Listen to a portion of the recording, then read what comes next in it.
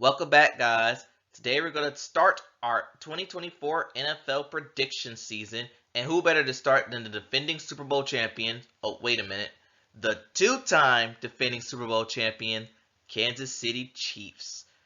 Now, a lot of things has happened to the Chiefs this last offseason. They became a nation's darling. We'll talk about why in a little bit. But if you look on with their season, they there were a lot of valleys for them, particularly the wide receivers. They underperformed. Hi, Kadarius Toney. While the defense quickly became the mainstay of that team, but once the playoffs hit, the Chiefs hit their stride. Mahomes went to postseason form, and winning his first two road playoff matchups. And right now, if you look at it, if the season was to start right now, the odds are in the Chiefs' favor to become the first team to three-peat in Super Bowl history. And with that being said, let's talk about their last season schedule. And okay, what it looked like, they started off strong. They had a 7-2 start with some close games against the New York Jets, the and the Miami Dolphins, which I remember they got off to a 21 to nothing start. But they did lost some tough games, like they lost their opening day game to the Detroit Lions. Thanks, Kadarius Toney. And they lost the Patrick Mahomes flu game as their winning streak against the Broncos was snapped. After the bye week, it looked like things was falling apart for the Chiefs because they lost to the Eagles. Thank you, Marquez Valdez-Scantling. They lost to the Green Bay Packers off of some questionable calls. Lost to the Bills again. Kadarius Toney is the team's LVP, least valuable player. And they lost to the Raiders on Christmas Day on Nickelodeon. And I think by that time when that happened, when they was talking about the Super Bowl, no one was in the Chiefs' radar. And they did end their season with 2 wins, but they didn't really do. They're not really significant to talk about. And when we go to their postseason, they beat the Miami Dolphins in the frigid cold. That game was like 2 degrees out there, and the Dolphins literally froze. Then we have the Buffalo Bills, which was the first road Mahomes game. And yes, Bills and Chiefs, they always give us good playoff games, but like always, the Chiefs find a way to win. Thank you, Tyler Bass. And then Baltimore just self-destructed in the AFC Championship game. Particularly Zay Flowers, he self-destructed. And of course, as we all know, they won the Super Bowl in overtime with 3 seconds left. In my honest opinion, I think the Niners defense just ran out of gas.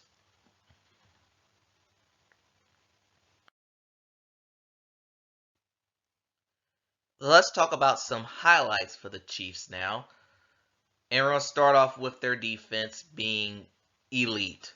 I think this is the first time in the Mahomes era where I could say the defense was better than the offense. It is mostly thanks to that guy, Chris Jones, who he missed the first game due to a holdout contract situation. Then he signed a 1-year deal based off of mostly incentives, and then this offseason he got rewarded with his big boy deal. But the defense really carried the Chiefs throughout the entire year. And then they won 2 road playoff games, as I mentioned before. These were the first road playoff games in the Mahomes era, and they were able to win both of those games, mostly due to both teams self-destructing, but you gotta give winning where winning is due. And then there's the obvious highlight, winning the Super Bowl yet again. At this point, they're becoming the new Patriots. We know how everyone's got tired of the Patriots winning the Super Bowl. Everyone's getting to get tired of the Chiefs winning the Super Bowl. And this is coming off a very strong AFC too.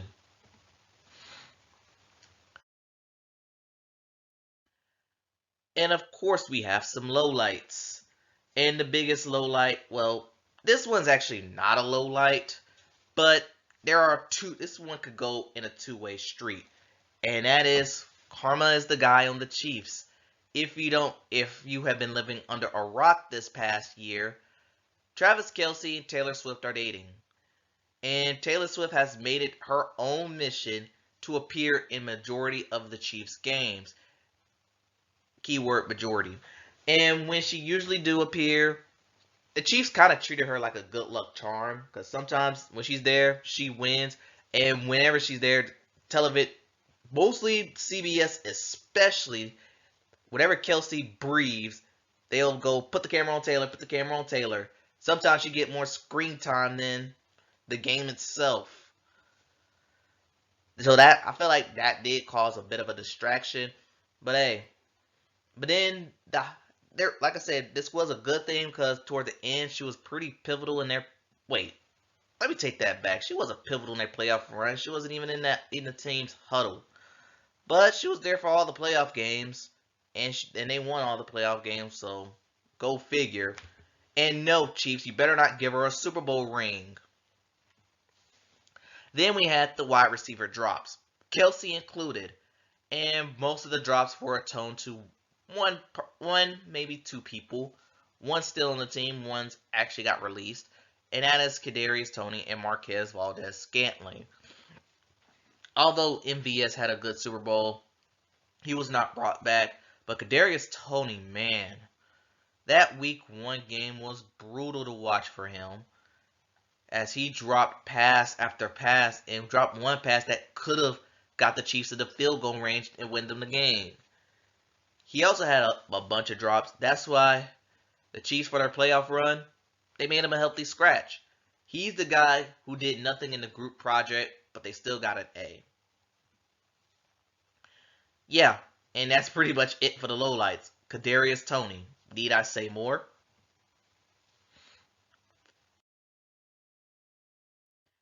And now, before we talk about their schedule, let's talk about all the people that they added and lost. And they didn't make too many acquisitions. They added Irv Smith, who was a very underwhelming tight end. They added Hollywood Brown, so that does help out their their wide receiver roles. Then they added punter Matt Ariza. He was accused of taking advantage of someone in the worst way. Turned out it wasn't him at all. His punting career was nearly ruined, so he's pretty much on a second year run. And then there's Carson Wentz, possibly taking the place of Blaine Gabbert. Who knows? Now for the losses, they actually lost quite a bit. Willie Gay, the good linebacker who scored a Super Bowl in the last year game, he's gone. L'Jarius Sneed, he was traded to the Titans. Mike Edwards, he's gone. Clyde Edwards-Helaire, I don't know where he's at. He might be back. Marquez Valdes-Scantling, like I said, he got cut. Mecole Hardman, he wasn't brought back. Donovan Smith and Tommy Townsend, the punter, they're all gone.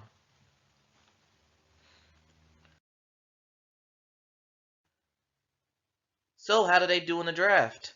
Well, they pretty much made a statement, and thanks to Buffalo trading back, they allowed the Chiefs to draft Xavier Worthy. So if the Chiefs are the three-peat, we're all going to blame Buffalo for this. But they also got some O-line depth, a safety, and a corner to help replace L'Jarius Sneed late in the sixth. So I feel like this first half kind of went too long, but let's finally look at the Chiefs' schedule.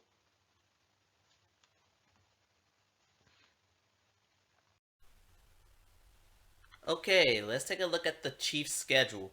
And their first game of the season is the opening day for the NFL. That being the Baltimore Ravens. I know that crowd's going to be rocking. Although last year when they had this game, the Chiefs actually lost.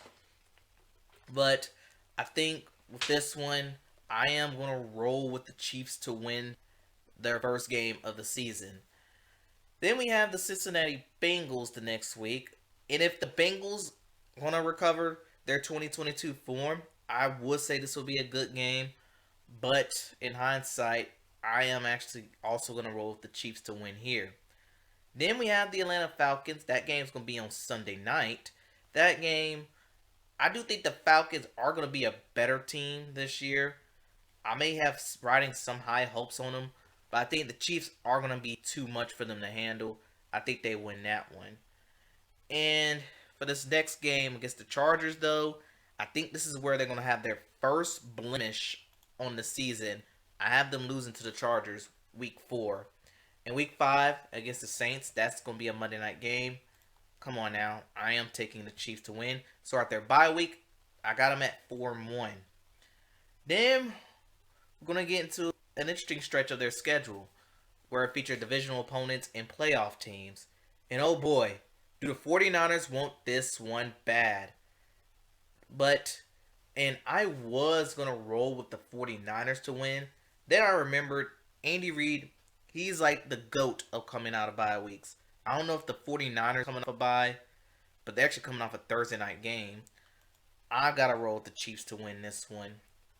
Then against the Raiders, I think they get stopped up yet again because I believe in the Raiders defense this year.